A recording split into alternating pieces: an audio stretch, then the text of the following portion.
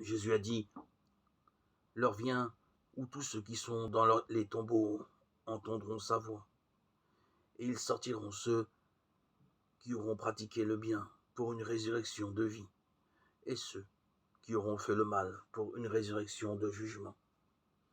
Jean 5, 28-29. Que penser de la réincarnation? Cette ancienne croyance est à la base de certaines religions, hindouisme, bouddhisme. L'âme des humains trouve lors de la mort un autre corps où habiter. Dans les pays occidentaux, l'idée de la réincarnation se répand, et certains pensent même qu'elle est compatible avec le christianisme en l'assimilant à la résurrection. En réalité, cette notion est fondamentalement opposée à ce que la Bible enseigne. Elle traduit le désarroi de l'être humain devant la mort et le besoin qu'il a de repousser les conséquences de sa conduite. Qu'y a-t-il après la mort? Et quelles conséquences aura pour moi la manière dont j'ai vécu? Tout d'abord, la prétendue réincarnation consisterait pour notre âme à retrouver un autre corps d'homme, pécheur ou un corps d'animal sur la terre. La résurrection est tout autre chose.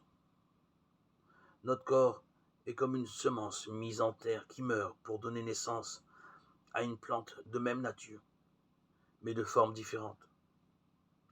Il est semé corps animal, il ressuscite corps spirituel, 1 Corinthiens 15, 44.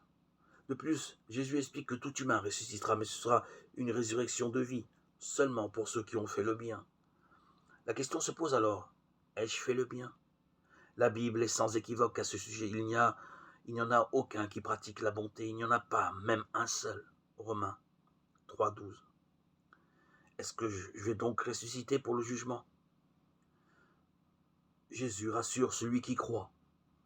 Moi, je suis la résurrection et la vie. Celui qui croit en moi, même s'il meurt, vivra.